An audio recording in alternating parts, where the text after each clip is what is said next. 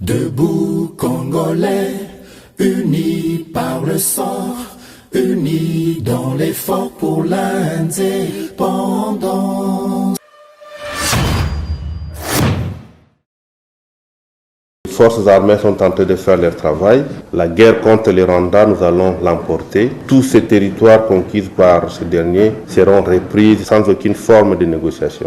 Boye malamu na GCAM télévision bino balandi ya plateau ya éclairé na pesi bino matondo mingi ndenge boponi fréquence ya malamu o ezali GCAM télévision bipa nyonso bozwami à travers mokili mobimba pe à travers République démocratique du Congo.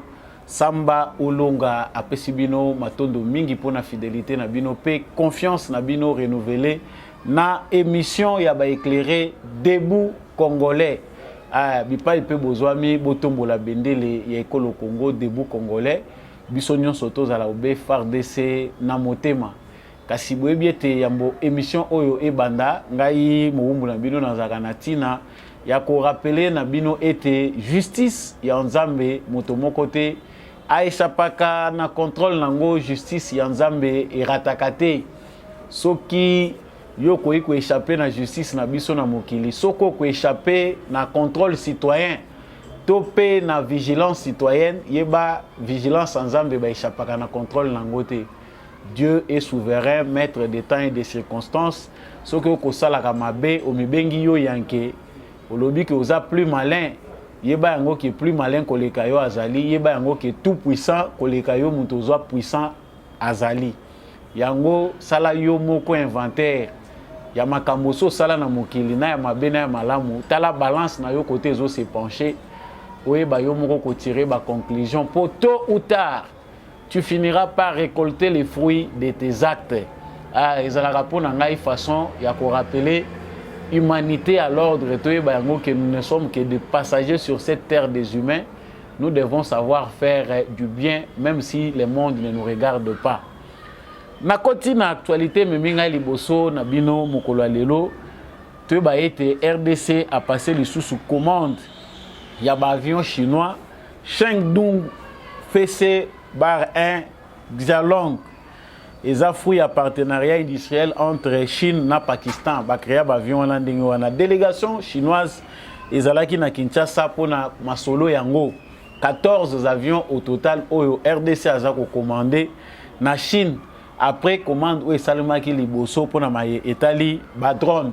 Ce sont des informations oyo eza déjà na toile tokolobela yango mais to ba epete na makambo etali minduki rapport oyo eza accablant rapport ya ba expert ya Nations Unies ezali ko révéler que 80% ya minduki oyo ba groupes armés bazali ko utiliser ezali ko uta na maboko ya ba FARDC.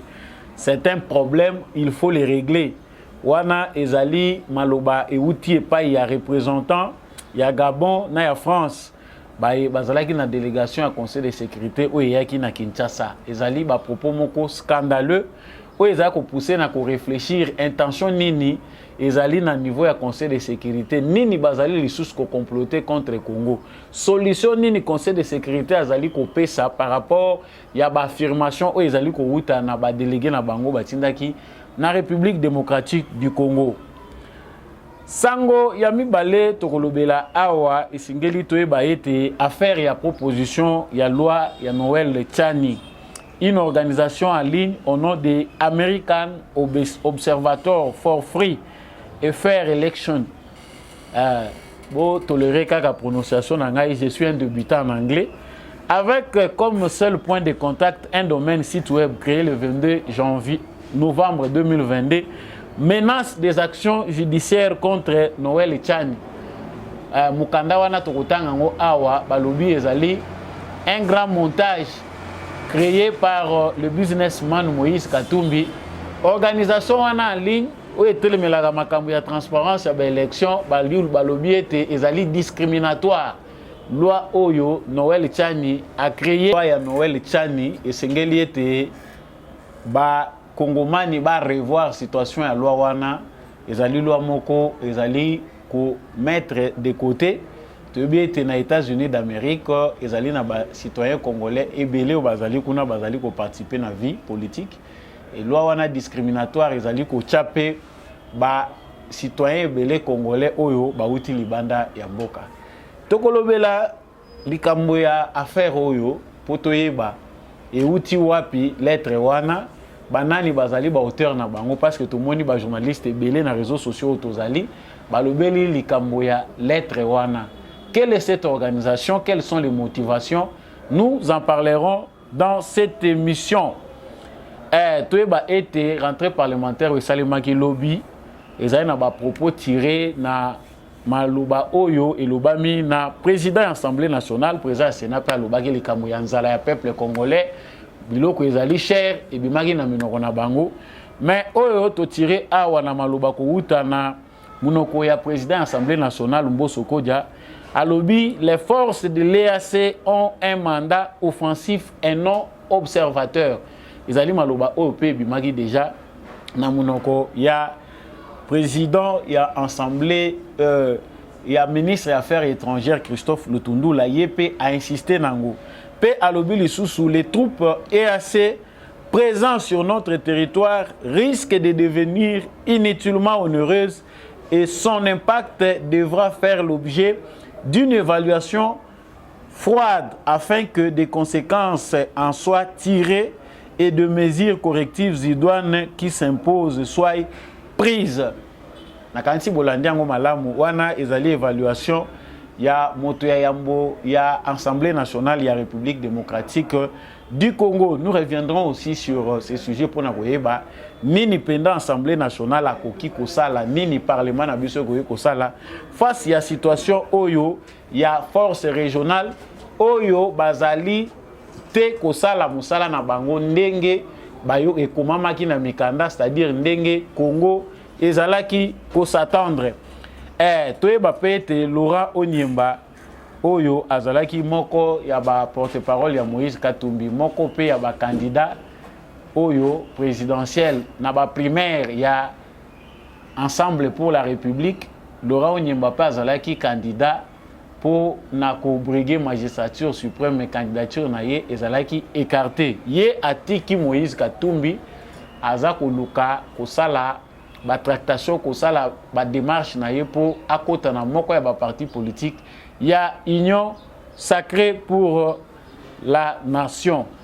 Voilà tout pour l'essentiel de notre actualité d'aujourd'hui. Je vous souhaite encore une fois de plus le bienvenu sur ces plateaux des éclairés. Ce qui pèse toujours Mbalano Aliboso rejoindre plateau ya Samba Olonga awana micro. En tout cas, il faut qu'on s'abonne pour comme membre ya Debout Congolais. Surtout, mingi ko garder ba valeur, ko zala FARDC na motema, ko yeba ndenge nini biso atosimba ka bendele à travers ba vraie valeur. Déjà en commentaire, tika commentaire na yo depuis ville nini ozo rejoindre Debout Congolais, pe ozali ko soutenir FARDC depuis mboka nini, depuis ville nini ya RDC, depuis pays nini à l'extérieur ya RDC. On est ensemble et je dédie cette émission à tous nos amis qui nous suivent à partir de Nord Kivu, Sud Kivu. Vous êtes nombreux à suivre Samba Olonga, ce qui est émission Salamité, dans les message. Tous ça ensemble, beaucoup bako partager émission, beaucoup bako baki s'abonner, kabola vraiment vérité na voisin. Voilà tout pour cette introduction. Tokoti sika awa na actualité na biso ya mokolo ya lelo. Na utayi koyebisa bino na sommaire que RDC azali toujours na kati ya procédure selon vision à président de la République ya ko bongisa matali armement ya armée na biso. Vraiment toyebi ke armée na biso esali bambula ebele tozalaki sous-équipé, tozalaki na bibundeli mais bibundeli na biso ezalaki lisusu ya qualité te. Armée na biso ezalaki kolela pona likambo etali défense aérienne, donc mingi attaque na biso ekomaki kaka terrestre. Ba militaire baza kolela balobi soki tozalaki au moins to reprendre vraiment force na biso aérienne et que tozana ba avion de chasse eza ko aider biso, en tout cas ba rébellion ebele ba kosakana lisusu te na est na biso. Mokonzi ya mboka pe na souci na ye ya kolinga ko résoudre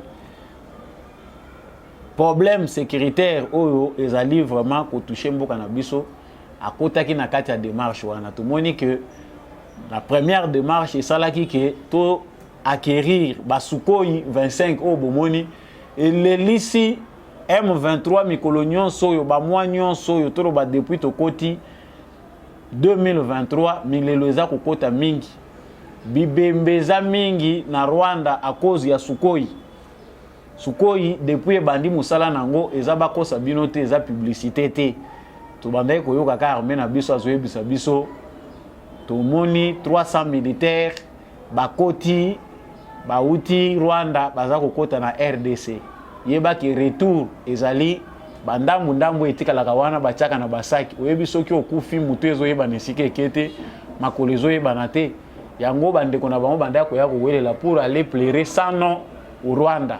C'est le travail de Sukhoi qui ont beaucoup renforcé le travail de notre armée na biso baza vraiment na défense soki bazali ko attaquer bamoni ete munguna za ko bunda na poisse organisé baza na ndenge oyo bakosutukisa bango toyebi ki ba jeune ebele ba militaire ebele rwandais ont perdu la vie lâchement na est ya Congo likolo ya buzoba ya Kagame kasi suki wana te to informant qu'il la fois passée que la RDC avait passé commande ya ba drone militaire toujours auprès de Chine.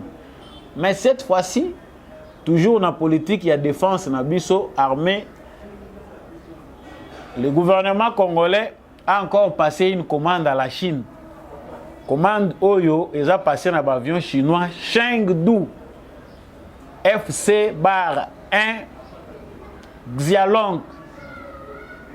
Boye bagage, elobeli ya ba chinois, ils ont bisoté ba francophone nao. Ezali ba avion moko léger ezali fruit à partenariat entre Pakistan na Chine bangonde ba créer avion wana Chine ya partenariat eza partenariat na bango mais délégation chinoise est proposé que Kinshasa il faut azwa Chengdu J-10 wana eza plus coûteux et puis ezali plus efficace. Au total c'est 14 avions oyo RDC eza na bosenga ya kozwa auprès ya Chine. Mandoki wana RDC aza kozwa na Chine. Yango esali ete délégation chinoise eya na République démocratique du Congo armée na bango. Délégation ya armée na bango eye pona koya kosilisa ba négociation wana pona koyeba ndenge nini esengeli RDC azwa bibundeli. Bandeko eza eloko ya publicité te pona ba mususu non il ne faut pas en parler au moni il faut kotika te tout lo bakaboye Kagame pa yebake au Congo maseki eza lisusu te parce que ce qui se fait là ezali attente na biso ya bambula ebele nous étions sous-équipés nanko basali biso kanai balingi te biso tozwa ba équipement militaire pour bayebi ke tozala na capacité à défense outre l'infiltration. Le manque de matériel, les salipés que les militaires na biso baza ko kufa pe bêtement dans des situations où il fallait seulement utiliser nos engins de l'air et qui et pesi bango et visiter bango ndenge to baza ko loba visite Rwanda wana toke ko visiter bango na ba bisika o baza ko kende. Donc c'est une bonne nouvelle que nous avons vraiment tenu à parler là-dessus. To bango qui en tout cas na cadre ya ko organiser système na biso sécuritaire, il faut tous un armement ya qualité. Ba étude eza na kati ya kosalema na niveau ya ministère na biso ya défense na niveau ya ba stratégie na biso militaire pour que pays oyo ezali agressé boye loko la RDC ezala na équipement moderne ou ezo permettre que défense na biso ezala na pas cité kokosote ya matériel militaire. Donc ezali sangomoko ya malam ou ezali kosala que RDC a sala un pas important kolongwa ya embargo oyo ezali penda kotindika biso musika mais ba conseiller baza ko wuta bipai na bipai baza ko senga na gouvernement congolais toyebi que relance de GC salami ya likambo etali industrie na biso militaire mais au moins ba arme nyonso oyo ba arme légère na mususu oyo il faut normalement industrie na biso militaire ezala fabriquer bino ba congolais oyo boza ko servir na ba industrie ya libanda. Le moment est venu de retourner aussi dans la terre de votre ancêtre, de venir présenter votre savoir-faire. Vous êtes au vanda na ba industrie wana ya mindelo ozobetaka masolo libanda. C'est le moment ba vrai patriote ba yeba na kasoki penda ozana makila wana ya ba congolais makile ezoganga. Ministère de la Défense ezali et yambaka ba courrier et yambaka ba demande et yambaka ba délégation ezate auto bandela wapite ministère de la Défense ezakuna. Si des Congolais s'organisent pour apporter aussi leur savoir-faire dans l'armée nabiso, c'est aussi une bonne chose. Branche nabiso industrielle et armée nabiso ezala pe capable ya kubanda pe ko développer oyo technologie pe oyo eza proprement congolais. Eza malamu te to ba milliards e banda ko bima biso to somba ka ba minduki di banda to zoya ko kotise pa na biso. Eza pas important pe ke ba étude ça le mabiso pe to développer ya biso. Eza facilité. Mais nous avons tout à notre disposition. Oui, ça que RDCP a développé technologie militaire. Mais pendant que nous cherchons à nous équiper, bandeko na conseil de sécurité na baini ya Congo isika bavandi balali pe kaka pungite.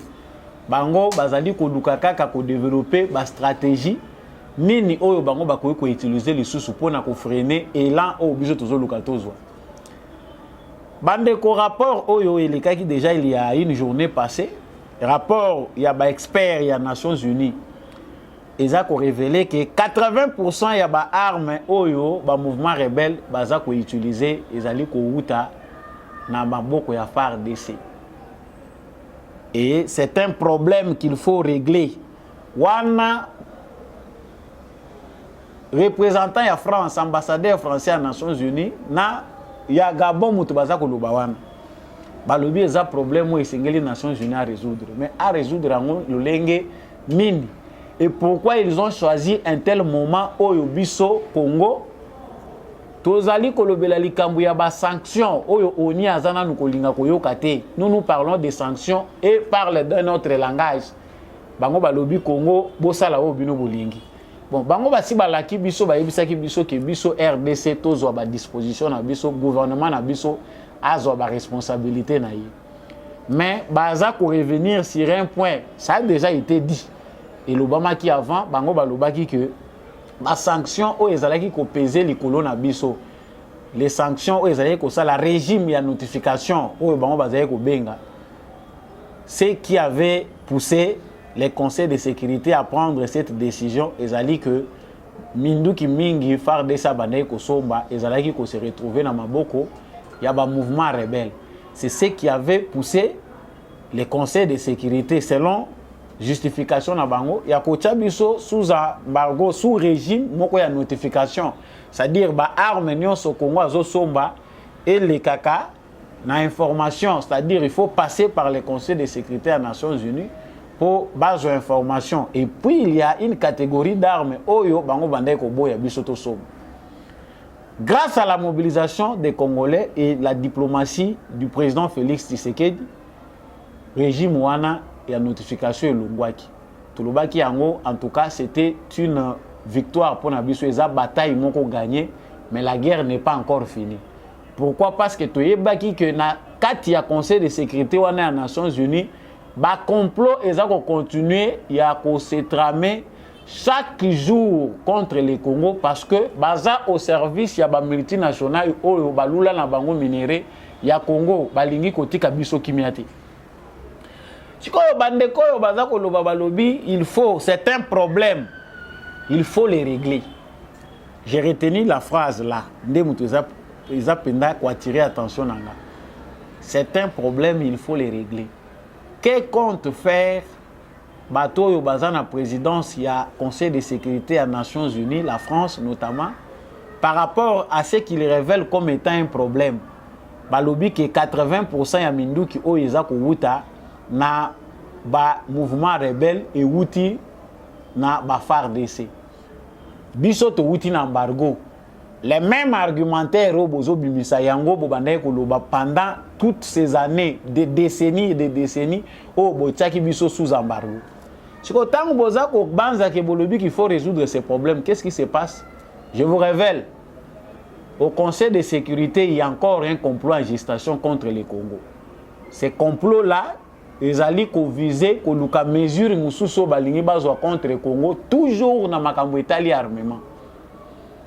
Ba constater engouement au Congo azanango, ba constater précipitation tozanango pour acquérir matériel militaire. Cela nous a été difficile parce que tobanego zona biso bibundeli. Mais ya ndenge nini?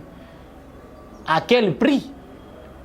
Le ministre des Affaires étrangères Christophe Lutundu en avait parlé longtemps à lobby que même mindu qui wana tabolo bibo somba yango po ekoma na destination ba transporteur ba kolinga komemela bino yango te baza ko banga conseil de sécurité aya ko sanctionner ba entreprise na bango ba lobby que non boza sous embargo moyen ba livrer bino ezate yango bazongeli lisusu lizita oyo ba monique Congo diplomatie ya Tshisekedi ligne de conduite ya Tshisekedi na gouvernement na ezali que le Congo c'est un pays ouvert toza non aligné.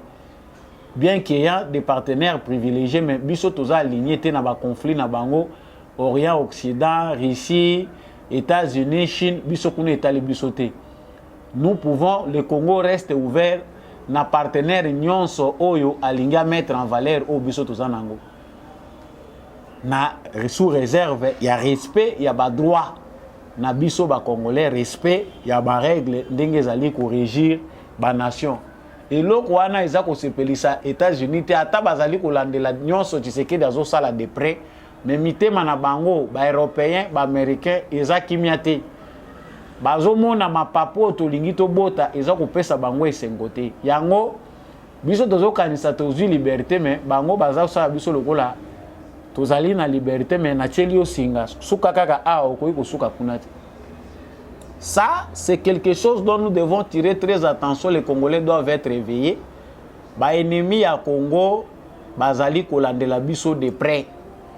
Dire que c'est un problème qu'il faut régler nous montre comment il y a encore un complot au Conseil de sécurité qui vise à freiner l'élan des Congolais pour mettre fin à l'insécurité où ils sont à l'est du Congo. Binomo robota la malamu armement oyo Congo azosomba budget oyo Congo azako tia sur le plan militaire face à ce que le Rwanda représente. Vous verrez que ceux qui n'a minute tokei na logique ya ko engager guerre na Rwanda avec tout ce qu'on est en train de mettre. Nanu toyebi yango te kala mingi te parce que Congo azolobela makambo ba réserviste.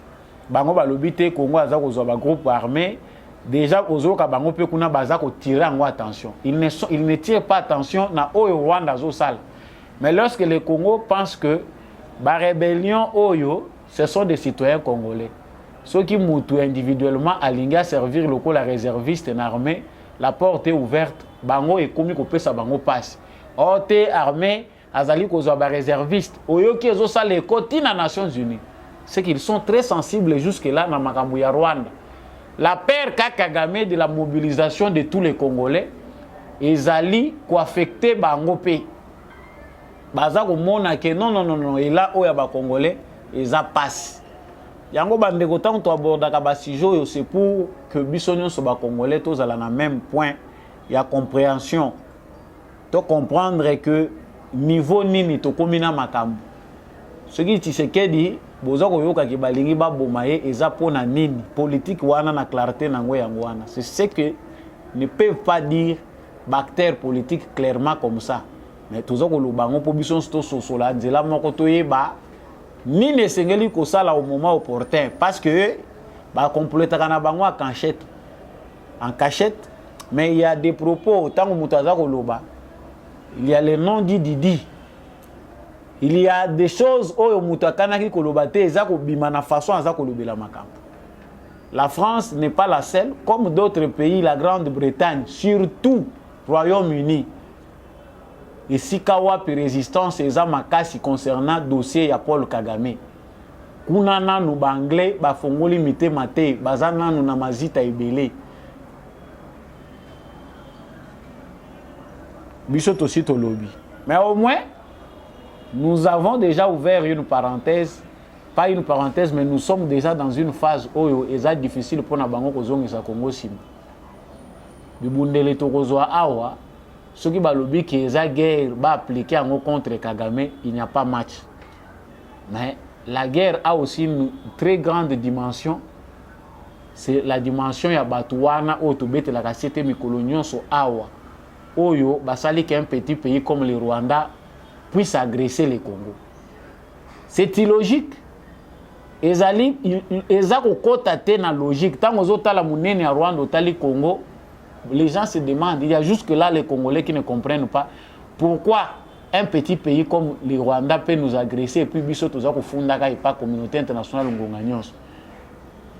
Le nom dit c'est que ce n'est pas le Rwanda qui nous agresse, mais il y a le monde entier derrière le Rwanda et qu'aujourd'hui c'est connu.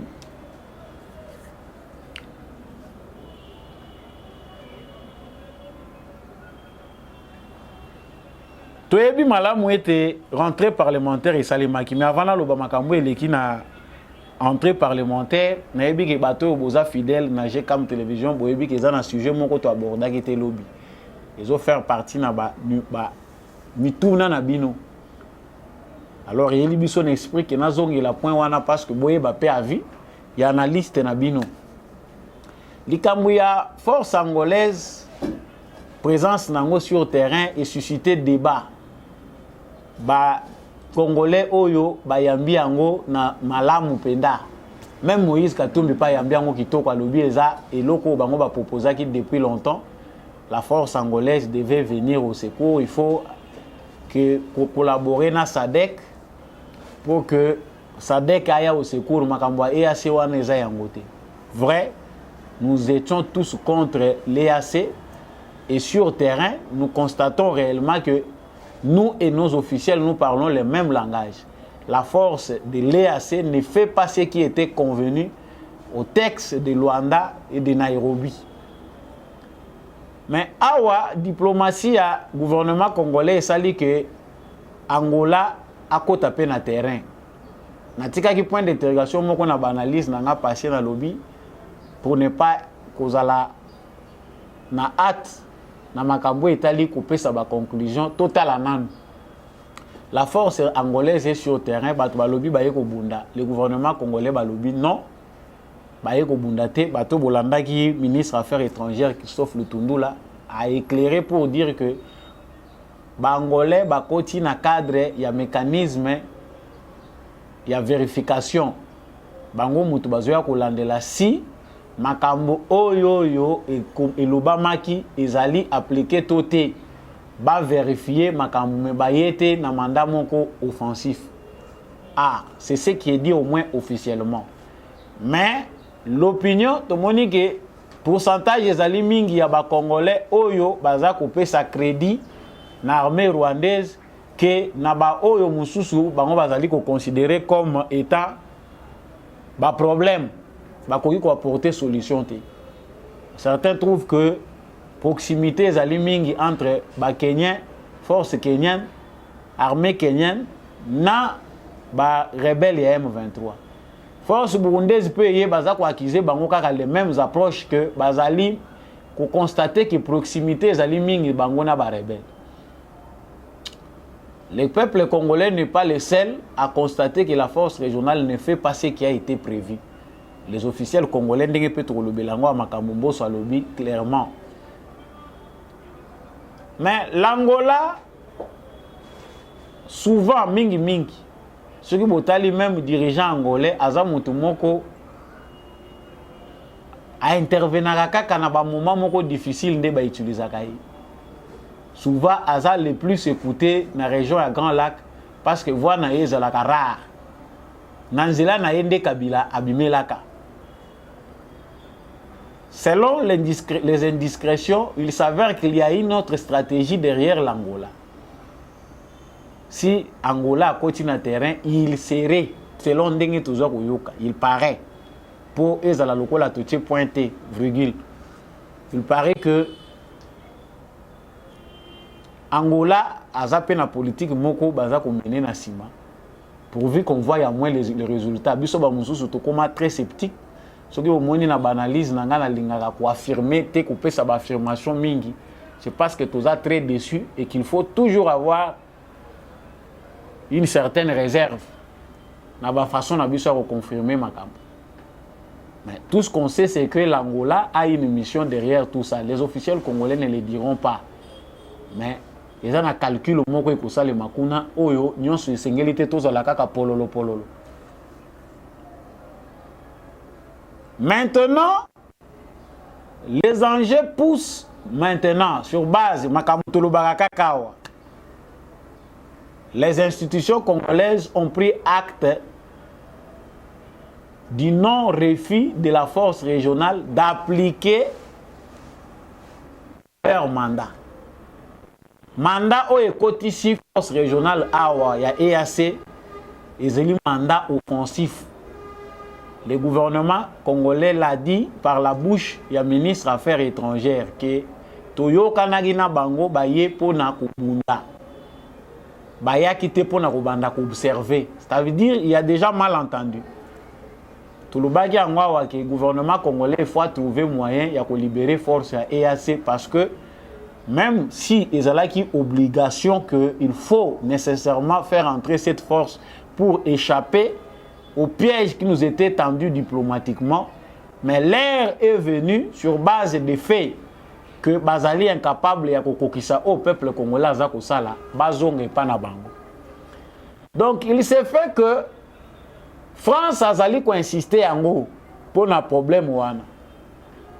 Il faut que la force régionale soit là au moni bango nyonso bazako se mobiliser autour. Le gouvernement congolais commence maintenant à hausser les tons pour dire aussi le contraire ya o bango bazako loba. Tango bakota kawa, ezalaki ka toujours na confusion. Gouvernement congolais a lobby mususu, bango baye ba lobby pe makambo mususu. Force kenyane ba lobby no te biso to yawa. Oto pekisa guerre ezalati. Ba pesi mon Congo M23 avancé, bazako tika ya zako avancé jusqu'à ce qu'ils ont fait. Sikoyo, rentrée parlementaire Yango Yombo Sokodia a se prononcé sur le même sujet. Les forces de l'EAC ont un mandat offensif et non observateur. Point barre. Même langage avec le gouvernement. Par la bouche du vice-premier ministre chargé des Affaires étrangères, Christophe Lutundula. Donc, ça montre déjà les désaccords qui existent entre ce que fait la force régionale sur le terrain et les institutions congolaises. C'est-à-dire ceux qui basent aux Alawane comme défi. Et le peuple congolais a ça que le basiko langage institution. Mais pourquoi il faut pas continuer ko wumela, baza ko continuer ko panzana pourquoi? Ya Burundi pe baye, bakiti bazali ko occuper ba zone oyo M23 azali ko tika. Ba M23 baza ko luka ko zo ba place. M23 zo luka ke azo ba place oyo nani donc ceux qui va conquérir ba zone, va conquérir ba territoire, baza ko luka bazwango batika ngona maboko à force régionale. C'est quoi le plan? Pourquoi cette rébellion? Pourquoi ces terroristes? Il faut bazwaka ba territoire pour na kopesa ngona EAC. Le complot est aujourd'hui connu au grand jour que mission na bango bayaki nango yango wana. Ya ko créer chaos pour chaos wana et permettre bango en coulisses ba imposer makambo na Félix Tshisekedi. Là où ils ont échoué, c'est la prise de Goma. Wana tolobaka ngona ba mission nyonso. Babundani nango makasi eloko bazako bunda nango eloko France abandaye ko luka eloko Grande-Bretagne azaye ko luka eloko États-Unis azaye ko zela c'est mettre Tshisekedi dos au mur. Bango balinga ko évoluer mingi na mazita. Soki batieyo dirigeant devant ba difficulté, bango moko babimi lokola ba solution. Maintenant babandi ko proposer au salaboye et pendant que toi tu te verras en train de faire ce qu'il demande au service ya peuple na yote. C'est là ango ba koma ko sa le chantage. Ba ko fongole le dossier tel, ba miselo mukanda tel, ba miselo tel. Tu sais que dina jolé aucun accord jusque là oyo bango ba ko présenter. mais du moins, tu as trouvé que sur le terrain, ce qui a été dit, parce que le gouvernement congolais a dit ce qui m'a camusé en dehors, il y a eu Maki. Pas Bimisango, ils ont bimati. Chers frères congolais, Mbosso l'a dit, c'est-à-dire les représentants des Congolais, quand ils disent comme ça, il faut Congolais tous à la paix chaud. Les troupes EAC présentes sur notre territoire risquent de devenir inutilement onéreuses. C'est ce qu'on disait ici chaque fois. Et son impact devra faire l'objet d'une évaluation froide afin que des conséquences soient tirées et de mesures correctives idoines qui s'imposent soient prises. Ce qui il faut se conformer à mandat.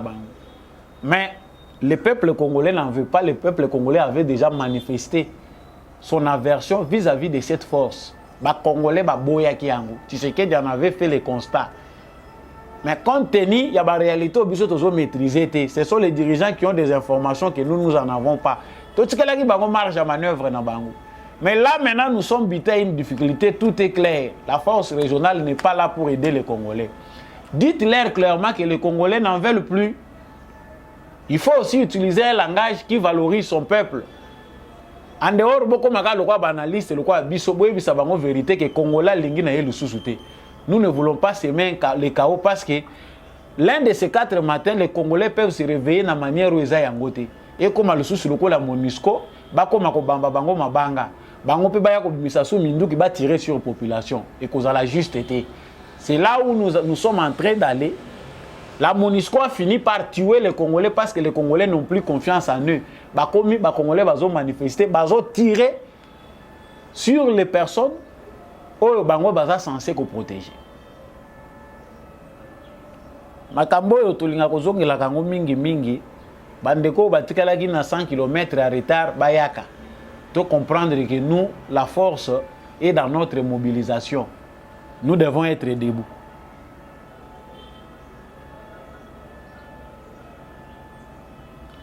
Affaire Yamisa tout, tozali kolobela awa, ezali affaire ou etali proposition ya loi ya Noël Tchani. Donc les communiqués que vous voyez devant votre écran, ces communiqués là, ezali ya organisation moko, organisation ngopé bazali ko lukango jusque là. Cette organisation là, ezali ko mona na te. Ezali kaka na ba réseaux sociaux. La date ndenge bomoni ezali en anglais, le communiqué est en français. Quant à s'appuyer sur le dire des autres qu'ezali Madine Kachobwe oye outie pa bato Katumbi. RDC communiqué de presse concernant proposition Tchani. L'Observatoire américain pour les élections libres et transparentes s'inquiète de la rhétorique discriminatoire contenue dans le projet de loi Tchani RDC. Bandeko, c'est difficile. C'est un torchon parce que Totali d'abord formulation nango. Totali pe ba journaliste nini bazali ko présenter en na ba réseaux sociaux, on trouve que ce sont des journalistes qui sont proches de Moïse Katumbi, qui sont alimentés d'une part par Katumbi. Cette organisation oyo ezaka jusque là en ligne dans les réseaux sociaux, ezana siège mon côté, ezana esika mon côté. Ezali créé kaka na ba réseaux sociaux pe suki wana. Bazaka kana 2 publications ya pamba o bango basi basali. En quoi une affaire interne des Congolais concerne les Américains, une organisation américaine, va s'inquiéter nango que loi est discriminatoire. Il n'y a que Moïse Katumbi qui peut mettre son argent comme ça pour créer bajar ya ba communiquer à modèle parce que l'argent de Moïse Katumbi manière où aza ko orienter en pour na ko créer ba journaliste. Nous avons aujourd'hui les métiers de journalistes na Congo et ça détruit du colo ya mbongo ya ba politiciens. Maintenant on amène un chiffon comme ça, on dit non te ezali baza kolobake loi wana eza discriminatoire, eza ko exclure catégorie moko ya ba président. Mais Arnold Schwarzenegger dit commando dans des films au total akao. Soka comme candidat président de la République était na États-Unis eza pona nini. on les reproche de ne pas être nés aux États-Unis d'Amérique. Si on a loi na biso ba congolais biso soki tolingi tozwa il faut se référer na ba loi étrangère. Ou bien oyo ba congolais balingi basala eza première fois esali na mokili. Ezali na ba pays ba adopter en côté. Ça c'est propre à Moïse Katumbi qui pense que lorsqu'il s'agit de sa défense face à une loi qui est devenue populaire, il doit aller s'appuyer sur les étrangers. Ba Congolais ba kobanga ceux qui pressionnent les États-Unis. Ça montre clairement la volonté de Katumbi. Na États-Unis d'Amérique, ceux qui voient moko s'élever kuna balobeli likambo yo wana ba Congolais ba kozonga sima parce que le gouvernement congolais, le parlement congolais sous influence étrangère ba kozonga sima ba ko s'écarter ba ko étouffer loi wana. Mais ils a pas si biso ba Congolais ceux qui to ko assurer indépendance na biso te. Toujours ko assumer en côté. Biso poto telemato verrouillé ba poste clair ba institution mboka na biso photo yo ka via mutu. Eza discriminatoire botika ngo kaka omoni mindele ba kokote la sima. Non quelque part toujours continuer ko linga mazita na biso to tambola kanango. Effectivement, heureusement, Noël Tchani peut répondre bango à l'oubli en tout cas. Pour lui, eza torchon moko yazo considéré te. C'est un torchon, eza torchon moko eza ata na place nango te. Je lis son tweet de bozo monango. C'est ridicule que le soi-disant observatoire américain pour les élections libres et transparentes publie un chiffon écrit en Zambie tout en oubliant qu'aux USA, plus de 100 millions d'Américains ne sont pas éligibles pour la présidence. La discrimination a corrigé aux USA. Il y a des millions des Américains. Oyo, bauti na ba nation mususu to boy pété. Mais ces nations-là, ces Américains-là, bakoki ata mokolo moko te ko postuler aux États-Unis comme président. Bako tchate parce que loi américaine les autres c'est une discrimination positive. Même biso na Congo ngana lobaka yango awa toza ko fongola ke non bande ko na biso double nationalité les Congolais d'origine oyo ba ça ko se retrouver ba comment na ba nationalité mususu ba ko retrouver nationalité na biso oui c'est possible mais ça des logo moko importante au biso photo beta PCT pas na biso. Même les enfants nés à l'extérieur qui est Congolais d'origine, c'est ces Congolais là qui a ces deux parents oyo bazali na ancêtre na bango avant indépendance na 1960 tout ça mais oyo abotami pe na Congo mwana oyo abotami na mboka mupaya azwi culture mususu aza éduqué kuna mais les questions de culture aussi ezali pe que vous allez lier na kati surtout lingi vous allez équilibrer. Noël Tchani na kanda na yepa lobi en tout cas oyo eza ko uta na Zambie et uti jamais na Congo à répondre bango yelo wala maloba pe yawa entre parenthèses. C'est-à-dire cette loi outre l'idée de Tchani doit être bien méditée par les Congolais pour to kote sango na version nango ezali malamu penda koleka. Les pièges à l'international veulent que le Congo soit ouvert au monde. Congo ezala nango mboka oyo kobanda uta ba uta kana Léopold D. Moto nyonso oyo alingi na ye kokota na Congo akota na ye sans que muto apekisa ye. Toyebi na biso ke ba américain ba kokoma ba congolais, ba européen ba kokoma ba congolais, ba chinois ba kokoma. Côté tozo kende des interdités. Ils seront nombreux. Vous aurez des nombreux ba chinois ba zamuke. Le Congo sera peuplé de citoyens qui viendront du monde entier à cause de ce que nous avons ici. Ce que bino pouvez comprendre était bozo bundana no ya bino ba yakana ba teke bazo manipuler bino pour rien. Oh baluba na ba katange. Vous êtes encore jusque là na ba mentalité ya ba siècle passé. Baninga basi ba komi na siècle de mondialisation. Vous êtes dans des mentalités vieilles. Baza ko utiliser bino de banda ko utiliser batu. N'importe ya Louis XIV.